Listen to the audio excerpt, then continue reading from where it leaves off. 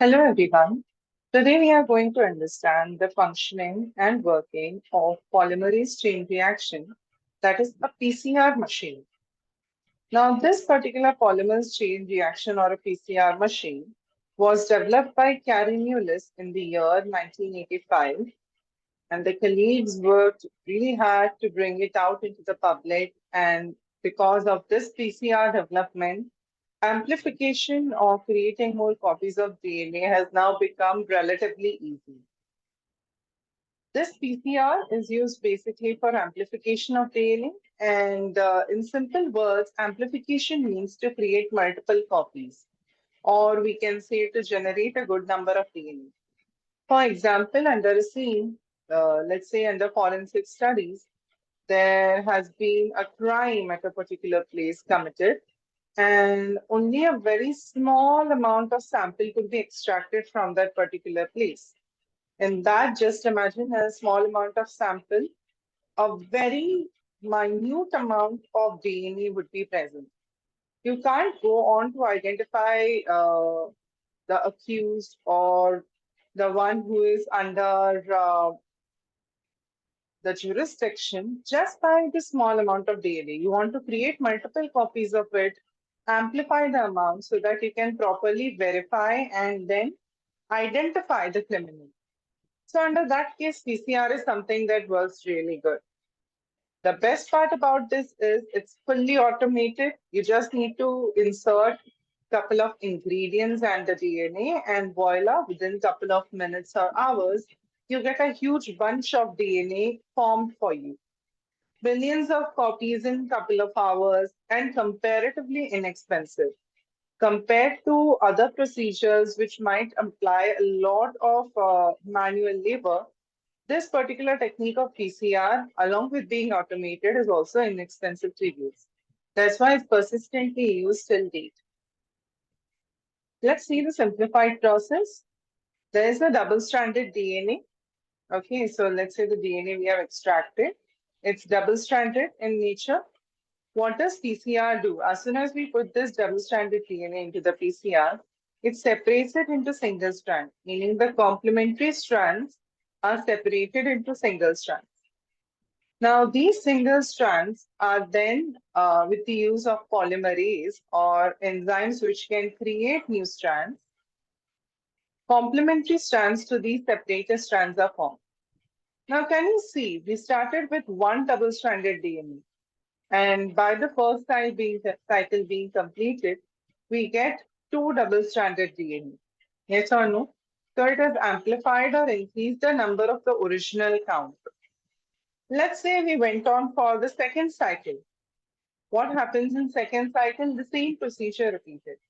Double-stranded DNA being separated as single strand, and then complementary strands made for each of the separated single strands. So in the first cycle, we had two DNA being formed.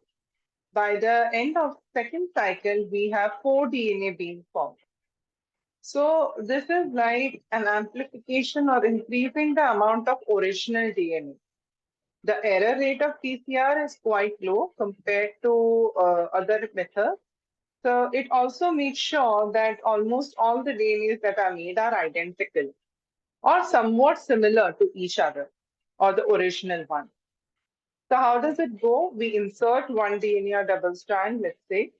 Cycle one completes, we get two DNA. That is two double-stranded DNA. By the end of cycle second, it's four.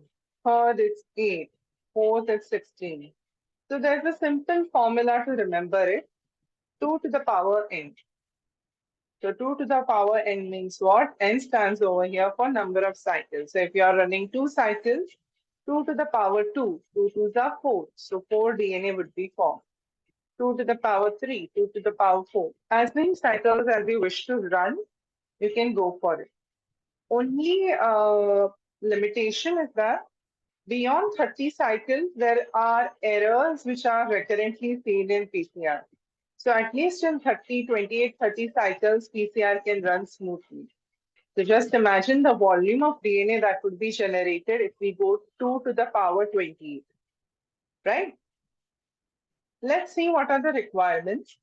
There are 7 important requirements in conducting PCR. First of all, this important thing, thermal cycler. Thermal cycler means what? It's a machinery or a adjustment or like a thermostat which is going to maintain specific temperatures. Now, PCR occurs in 3 stages, and each of the 3 stages require a very different set or a unique set of temperature. You need to maintain that set of temperature till the time that particular stage gets completed, and then shift to the next one and maintain it. Shift to the next one and maintain it. So for that, the thermal cycler of PCR becomes very important. Definitely original DNA. So whatever you want to, whichever DNA you want to amplify, you need that set of sample. DNGPs, your nucleotides basically, ATP, GTP, CTP, then TTP, right? So they are required for the formation of the complementary strand. In simple words, you require your purines and pyrimidine bases to be present in triphosphate forms. Then you require forward and reverse primers. Now, what are these primers actually important for? Primers do what? See, the polymerase that we are going to use to form the new strand can't initiate the strand by itself. It requires a helper to load it to the original DNA. So for that, we get primers. In the upcoming slides, I'll give you more information about these primers. We require 2 primers because if you just go back, you have 2 single-stranded DNA. One that runs 5' to 3' this way, another runs 5' to 3' this way. So you need forward and reverse primers to initiate the formation. The polymerase or the enzyme that we are using over here would be Taq polymerase. Okay, Thermus aquaticus is the organism from which we are taking it. Now, why Taq polymerase is important? There are 2 important reasons over here. One, Taq polymerase is the one which is going to load the NTP and form the DNA, complementary DNA. And second, it is thermostable. Now, PCR, the thermocycler can go as high as till 95 degrees Celsius while conducting the procedure. So your polymerase or your enzyme should withstand temperatures as low as 40 to as high as 95. And thermus aquaticus polymerase or Taq polymerase is the best example for it. Next, we require Mg2 plus magnesium ions. Now, these magnesium ions are good cofactors or helpers for Taq polymerase. Eppendorf tube. Now, Eppendorf tube is the small tube, okay, which is required in order to put all the ingredients in. We don't take a big test tube because we do not use that much amount of requirements or ingredients into the PCR. So to store or to take the sample, to load the sample, to put on the other equipment, required chemicals, we require a small tube, which is called as Eppendorf tube. Eppendorf tube also helps in mixing all the above before loading it. Okay. Now let's go ahead. The 3 steps of PCR, how 3 steps of PCR are working. Step 1 or stage 1 is denaturation. Step 2 is annealing, and step 3 is primer extension. Let's start by understanding the term denaturation. Denaturation means what? The sample or the original DNA that we are taking is in the double-stranded form, right? So we have one strand running in 5' to 3', and just complementary to it, we have another strand running from 5' to 3' this way, right? When we continue or proceed with PCR, we need to separate the 2 strands, okay? So for separation of these 2 strands, there is a high temperature requirement. This high temperature requirement of median about 95 degrees Celsius will be more than enough to break the hydrogen bonds between these bases, complementary bases, and separate the 2 strands. So denaturation means denaturing the double strand and separating out a single-stranded DNA. Annealing. Annealing means what? It is sealing. Sealing meaning fixing or loading. What is loading or fixing over here? we'll be loading or fixing the primers. As I told you, primers are what? They are just an initiatory fragment. What they'll do is they'll help or they'll guide Taq polymerase to come to that particular strand and start with the DNA formation. So they are more like guide to Taq polymerase.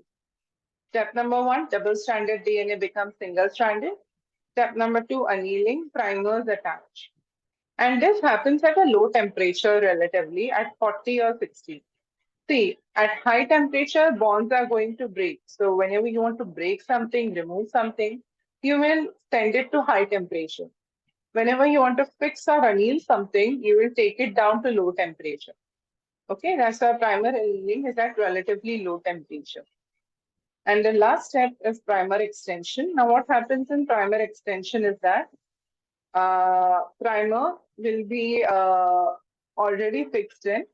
It will take in the Taq polymerase, guide it to the site, and now this particular Taq polymerase will start extending the strand.